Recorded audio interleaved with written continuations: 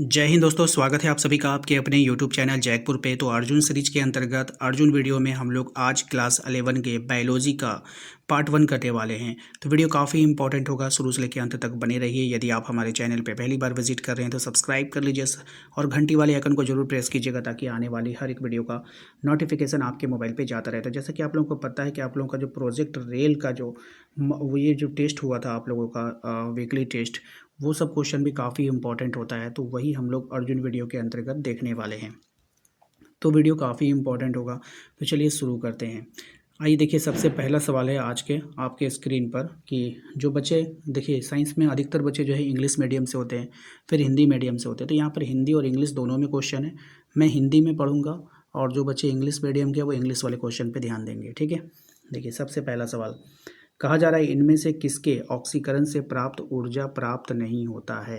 यानी कि किसके ऑक्सीकरण से आपको जो है ऊर्जा नहीं मिलेगा, ऊर्जा प्राप्त नहीं होगा। प्रोटीन के, वसा के, कार्बोहाइड्रेट के या फिर डीएनए के। करेक्ट आंसर हो जाएगा आपका ऑप्शन नंबर डी, डीएनए के। ठीक है, आइए दूसरे सवाल पे आते हैं। दूसरा सवाल है हमारा कि इनमें से किसे कोशिका की ऊर्जा मुद्रा के रूप में जाना जाता है। इनमें से किसे कोशिका की ऊर्जा मुद्रा के रूप में जाना जाता है। एटीपी, एंजाइम, प्रोटीन या फिर डीएनए।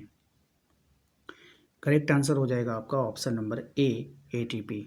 याद रखिएगा, ऊर्जा मुद्रा के रूप में एटीपी को जाना जाता है। क्वेश्चन नंबर, इसको कोशिका का ऊर्जा गृह भी कहा जाता है, ये भी याद रखना है आप लोगों को। ठीक है, क्वेश्चन नंबर 3 में कहा जाता है कि पौधे श्वसन के दौरान कौन सी गैस लेते हैं। यानी कि पौधे जब श्वसन करते हैं तो वो कौन सी गैस को लेते हैं। ऑक्सीजन लेते हैं, नाइट्रोजन लेते हैं, कार्बन डाइऑक्साइड लेते हैं या फिर जल लेते हैं। करेक्ट आंसर हो जाएगा आपका ऑक्सीजन। पौधे श्वसन के दौरान कौन सी गैस लेते हैं, ध्यान रखिएगा। यहाँ पे बोला है कौन सी गैस लेते हैं, तो पौधे जो है कार्बन डाइऑक्साइड लेते हैं और ऑक्सीजन छोड़ते हैं। तो यहाँ पे हो जाएगा ऑप्शन नंबर सी इसका करेक्ट आंसर। अगले सवाल पे आए, पौधों में गैसों का आदान प्रदान डैश के द्वारा होता है। तो पौधों में गैसों का जो आदान प्रदान होता है, स्टेम यानी तना के द्वारा, जड़ के द्वारा, छाल के द्वारा या फिर स्टोमाटा यानी कि रंध्र के द्वारा। करेक्ट आंसर हो जाएगा आपका ऑप्शन नंबर डी, रंध्र के द्वारा। ठीक है, नेक्स्ट आते हैं क्वेश्चन नंबर 5 पे। क्वेश्चन नंबर 5 में आपसे बोला गया है कि बताइए, क्वेश्चन नंबर 5 में आपसे बोला गया है कि ग्लाइकोलिस को डैश भी कहते हैं। तो ग्लाइकोलिस को क्या कहते हैं। ईएमपी मार्ग कहा जाता है, एलएमएस मार्ग कहते हैं, एएमएफएमआर मार्ग कहा जाता है या फिर ओएमएस मार्ग कहते हैं। करेक्ट आंसर हो जाएगा ईएमपी मार्ग। ठीक है, ऑप्शन नंबर ए यानी कि ईएमपी पाथवे। आइए अगले सवाल पे आते हैं। क्वेश्चन नंबर 6 पे कहा जा रहा है कि टीसीए यानी कि चक्र यानी क्रेब्स चक्र का अंतिम उत्पाद क्या है। ऑप्शन है आपके पास, सिट्रिक अम्ल होगा, कार्बन डाइऑक्साइड और जल होगा, पायरुविक अम्ल होगा या फिर लैक्टिक अम्ल होगा। करेक्ट आंसर हो जाएगा आपका option number B, carbon dioxide और जल। अगले सवाल पे आते हैं। अगला सवाल है आपका कि ग्लाइकोलाइसिस के दौरान कुल डैश एटीपी का लाभ होता है। तो ग्लाइकोलाइसिस के दौरान कुल कितने एटीपी का लाभ होता है, ये आपको यहाँ पर बतानी है। तो करेक्ट आंसर हो जाएगा 2। ठीक है, क्वेश्चन नंबर आते हैं 8 पे। क्वेश्चन नंबर 8 में बोला गया है कि नारियल के दूध में कौन सा पादप हार्मोन पाया जाता है। नारियल के दूध में कौन सा पादप हार्मोन पाया जाएगा। तो जिबरेलिन होगा या फिर ऑक्सीजन होगा, ऑक्सिन होगा, साइटोकाइनिन होगा या फिर एथिलीन होगा।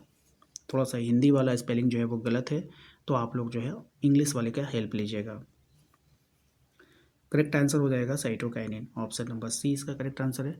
नेक्स्ट आते हैं क्वेश्चन नंबर 9 पे। क्वेश्चन नंबर 9 में आपसे बोला गया है कि पौधे की वृद्धि निश्चित होती है, अनिश्चित होती है या फिर ए और बी दोनों। करेक्ट आंसर हो जाएगा आपका अनिश्चित होती है। पौधे की जो वृद्धि होती है वो अनिश्चित होती है, ऑप्शन नंबर बी हो जाएगा। अगले सवाल पे आते हैं। क्वेश्चन नंबर 10 पे कहा जा रहा है कि पादप हार्मोन डैश रंध्र को बंद करने में भूमिका निभाता है। ऑक्सिन, जिब्रेलिन, साइटोकाइनिन या फिर ए बी ए। तो यहाँ पे हो जाएगा आपका A B A, option number D.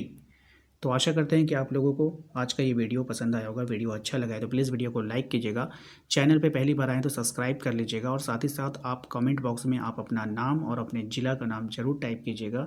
Next video में आपका नाम ज़रूर लिया जाएगा।